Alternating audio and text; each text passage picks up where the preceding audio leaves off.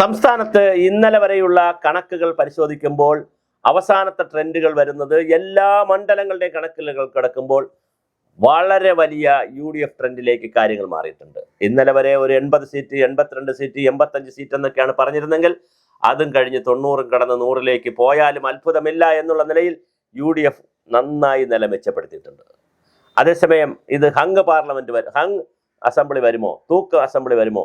7 സീറ്റിൽ കൂടുതൽ BJP പിടിച്ചാൽ തീർച്ചയായിട്ടും ഒരു തൂക്ക് അസംബ്ലി വരാനുള്ള സാധ്യതയുണ്ട്. അപ്പോൾ അങ്ങനെ തൂക്ക് അസംബ്ലി വന്നാൽ മറ്റൊരു സാധ്യത കൂടെയുണ്ട്. UDF-നാണോ LDF-നാണോ കൂടുതൽ സീറ്റ് കിട്ടിയിരിക്കുന്നത്, അതനുസരിച്ച് മറ്റ് മുന്നണിയിൽ നിന്ന് ആളുകൾ അടർന്നു വരാനും സാധ്യതയുണ്ട്. ഇത് മറ്റൊരു സാധ്യതയാണ്. നമ്മളൊരു സാധ്യതകളാണ് പറയുന്നത്.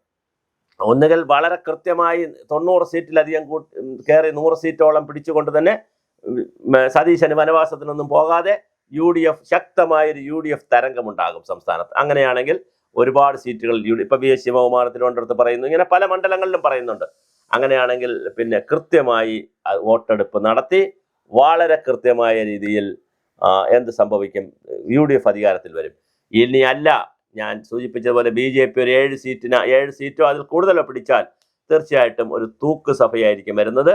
തൂക്ക് സഭ വരികയാണെങ്കിൽ ഇത് രണ്ടായി മാറും. അതായത് LDF ആണോ UDF ആണോ കൂടുതൽ സീറ്റ് പിടിക്കുന്നത്, കുറഞ്ഞ സീറ്റുള്ളവരിൽ നിന്ന് ഘടകകക്ഷികൾ എന്ന രൂപത്തിലോ അല്ലാത്ത രൂപത്തിലോ MLA-മാർ ചിലപ്പോൾ പുറത്തിറങ്ങാനുള്ള രാഷ്ട്രീയ സാഹചര്യവും കേരളത്തിൽ കാണുന്നു.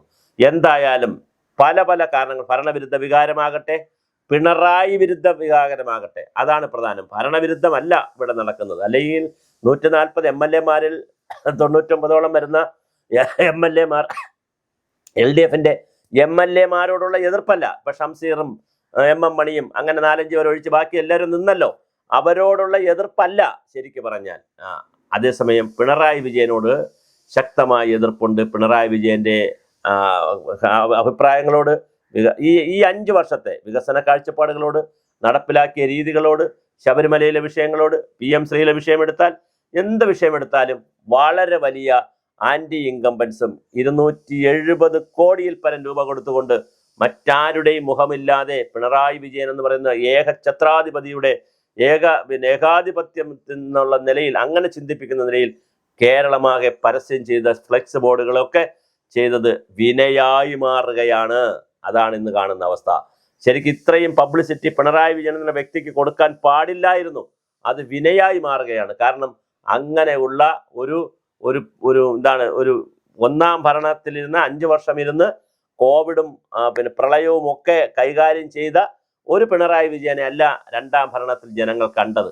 അതുകൊണ്ട് ഒരുപാട് എതിർപ്പും വെറുപ്പും സങ്കടവും പ്രതിഷേധവും പിണറായി വിജയനെതിരെ, ആ വ്യക്തിക്കെതിരെയും ഭരണകൂടത്തിനെതിരെയും എല്ലാ മുഖ്യമന്ത്രി തീരുമാനിച്ച, ഉദ്യോഗസ്ഥന്മാർക്കൊന്നും ചെയ്യാനില്ലാതിരുന്ന, മന്ത്രിമാർക്കൊന്നും ചെയ്യാനില്ലാതിരുന്ന, എല്ലാ വർക്കുകളും ഒരു ഏജൻസിക്ക് മാത്രം കൊടുക്കുന്ന, ചൂരൽമലയിലെ പണത്തിൽ കൈയിട്ട് വാരിയ, ശബരിമലയിൽ കൈയിട്ട് വാരിയ, ശബരിമലയിൽ സ്വർണം അടിച്ചുകൊണ്ട് പോയ ഒരുപാട് കാര്യങ്ങളിൽ വളരെ വലിയ തോതിലാണ് പിണറായിക്കെതിരെയുള്ള, മുഖ്യമന്ത്രി എന്നുള്ള നിലയിൽ പിണറായിക്കും സംഘത്തിനുമെതിരെയുള്ള അതിശക്തമായ പ്രതിഷേധം പൊതുജനങ്ങളുടെ മുന്നിൽ കിടക്കുന്നത്.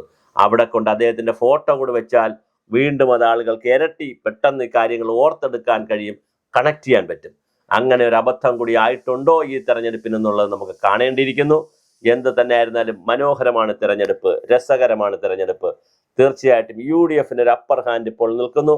അത് ചെറിയ അപ്പർ ഹാൻഡ് അല്ല, വളരെ വലിയൊരു അപ്പർ ഹാൻഡാണ് UDF-ന് ഇപ്പോൾ കാണുന്നത്. ഞാൻ സൂചിപ്പിച്ചതുപോലെ എല്ലാ മണ്ഡലങ്ങളിലും കനത്ത പോളിംഗും രാവിലെ നടക്കുന്നുണ്ട്. പക്ഷേ അത് ഒരുപക്ഷെ ഈ ചൂട് 11 മണിയോടുകൂടി ചൂട് വരും എന്നുള്ളത് കൊണ്ട്, രാവിലെ വയസ്സായവരെല്ലാം രാവിലെ വരുന്നത് കൊണ്ട് കൂടി ആകാം.